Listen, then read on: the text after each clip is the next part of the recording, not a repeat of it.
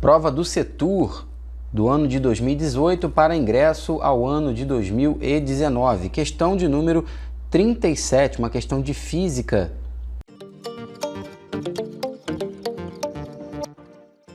Olá, candidato, seja muito bem-vindo ao CPTEC. Eu sou o professor Luiz Antônio. A pedido da nossa inscrita aqui no canal, a Bia Honorato, nós vamos resolver as questões de número 37 e 38 da prova do Colégio Técnico da Universidade Rural, que caiu no ano de 2018 para que os alunos ingressassem no ano de 2019. Muito obrigado, Bia, pela sua sugestão. Provavelmente a Bia vai fazer a próxima edição da prova do Setur, e então a Bia pediu para que nós resolvêssemos essas duas questões aí.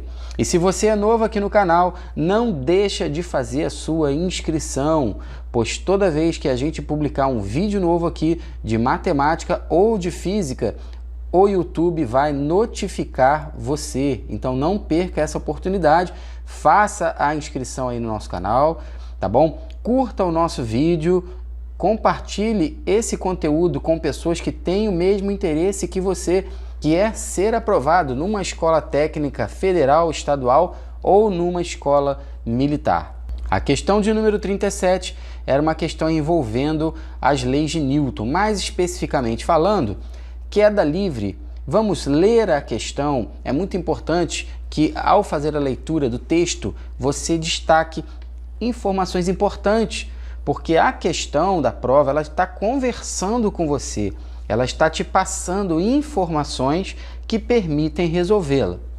A ideia de como a força gravitacional atua sobre os corpos, desenvolvida por Isaac Newton, surgiu da observação de um fenômeno muito simples, a queda de uma maçã. Eu não sei se você já ouviu essa história, não é? Mas tudo começou com esse fenômeno aí, com esse episódio. Suponha que no dia em que Newton teve essa ideia, ele encontrava-se sentado abaixo de uma macieira, com sua cabeça a uma altura de 0,8 metros do solo. Olha a informação importante aqui, ó. Eu vou destacar, hein? Ó, a cabeça dele estava a 0,8 metros do solo. Acredita-se que a maçã deva ter atingido a cabeça de Newton com uma velocidade de aproximadamente 7 metros por segundo. Outra informação importante eu vou destacar aqui no texto. Bom, vamos lá, vamos continuar a leitura. Considerando a aceleração da gravidade em módulo igual a 10 metros por segundo ao quadrado, olha só, olha o valor da aceleração da gravidade que a questão passou para você. Pode-se concluir que a altura da macieira e o tempo gasto para que a maçã atingisse a cabeça de Newton era respectivamente de quanto? Pessoal, uma questão de queda livre, uma questão clássica de queda livre. Se você nunca estudou queda livre, então com certeza essa aula vai ajudar você, pois você vai entender o processo de resolução dessa questão.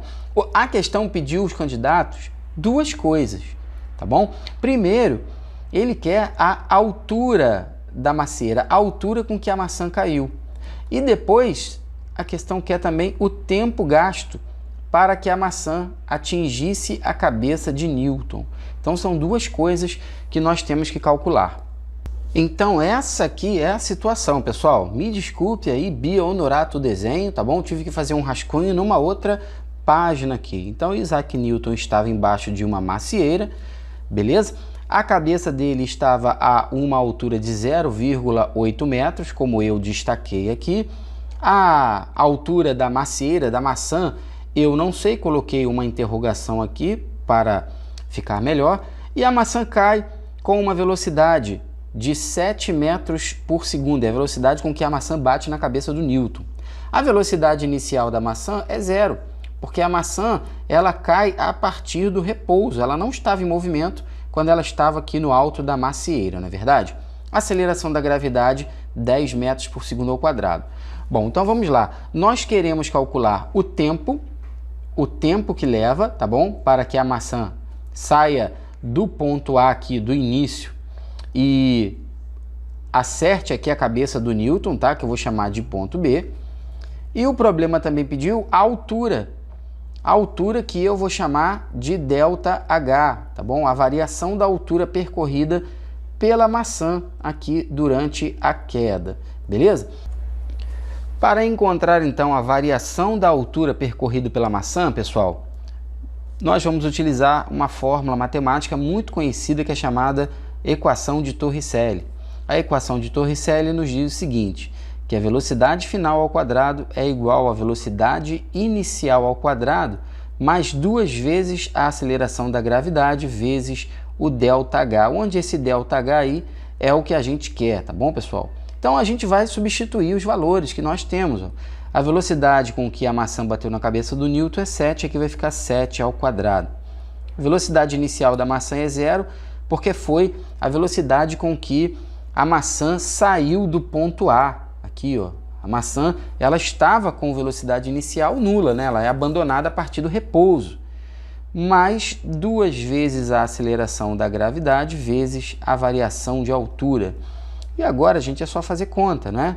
Aqui, ó, 7 ao quadrado, 49, 0 ao quadrado, isso vai dar 0, mais 20 vezes ΔH. Como esse 0 aqui nós podemos suprimir, agora nós vamos poder fazer o seguinte, ó, 49 igualar 49 com 20H, 20 ΔH.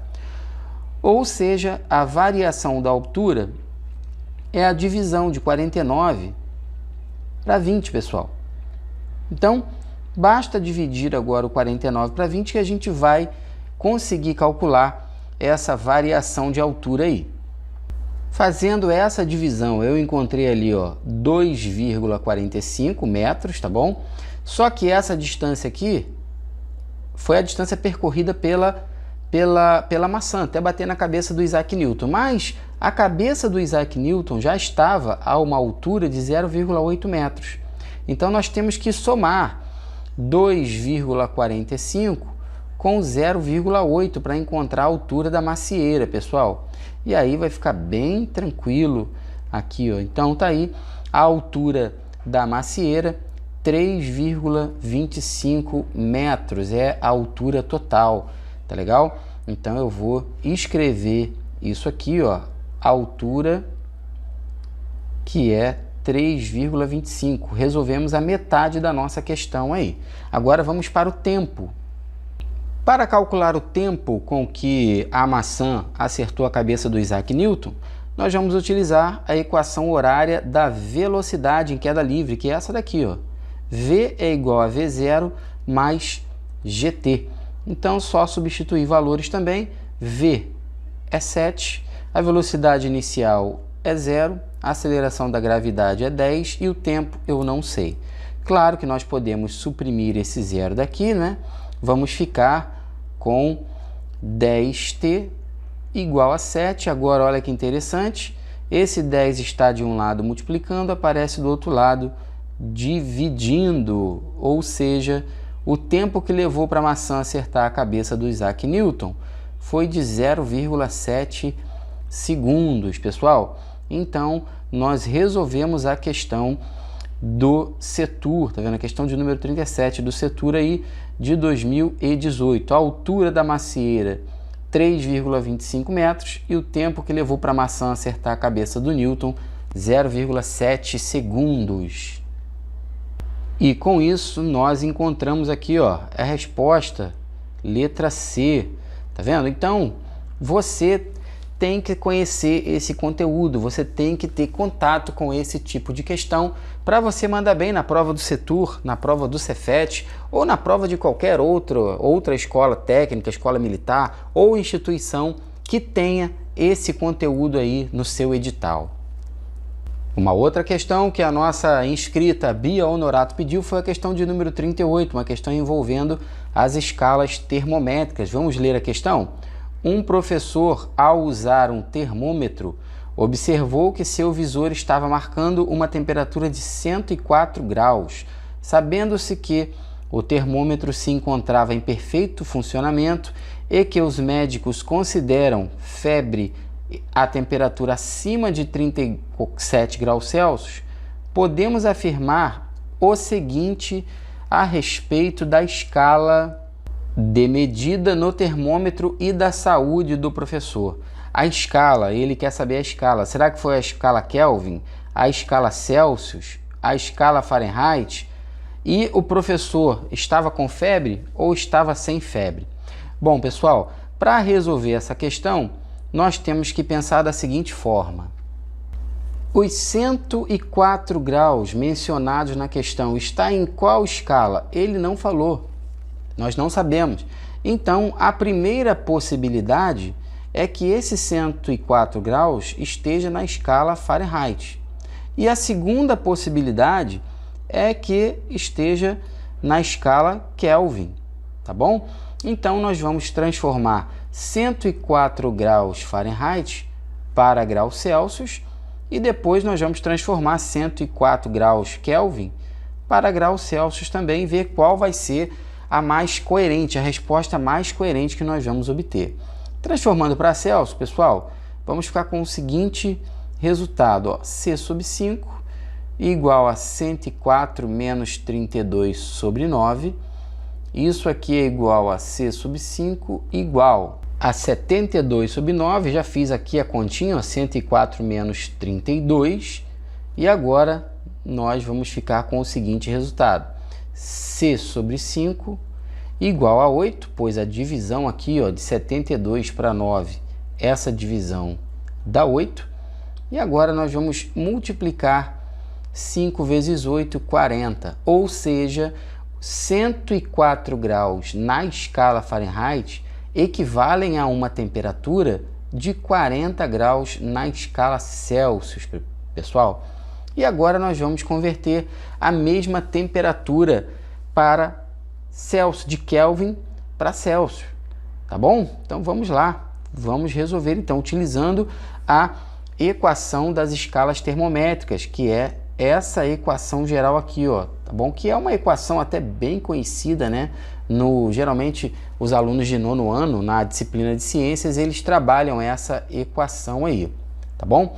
Então vamos lá, vamos utilizar a primeira componente da fórmula e a última componente da fórmula para transformar de Kelvin para Celsius. Observe que dos dois lados aqui da nossa equação, nós estamos dividindo por 5, então nós podemos cancelar, ou seja, a fórmula se resume a C igual a K menos 273. Então nós vamos escrever 104 menos 273, o que vai dar um valor negativo. Vai dar um valor de menos 169 graus, tá bom? Então, gente, impossível a temperatura do corpo estar a menos 169 graus Celsius, tá bom? Então, o mais coerente, pessoal, é que essa temperatura de 104 graus tenha sido verificada num termômetro na escala Fahrenheit. Transformando para a escala Celsius, encontramos 40 graus e o professor está com febre. Então, nós encontramos aí a resposta da nossa questão, que é a letra C. A escala ao qual foi verificada a temperatura do professor foi a escala Fahrenheit e o professor é considerado com febre, pois veja bem, a temperatura de 104 graus Fahrenheit equivale à temperatura de 40 graus Celsius. Foi a nossa conclusão, foi o que nós encontramos. Pessoal, não é uma temperatura diferente, ok? É a mesma temperatura, porém verificada em dois termômetros graduados em escalas diferentes. Para você que nunca estudou escalas termométricas, eu sugiro que você vá lá na nossa playlist de física e você assista a aula de escalas termométricas, tá bom, pessoal? E aí, o que foi que você achou dessas duas questões? Você achou essas duas questões fáceis? Você achou essas duas questões difíceis? Se cair na sua prova, você consegue resolver de novo? Então faz, repete. O segredo é esse, a repetição. Eu deixo aqui o meu grande abraço a você, lhe desejo sucesso, boa prova, bons estudos e até a próxima aula.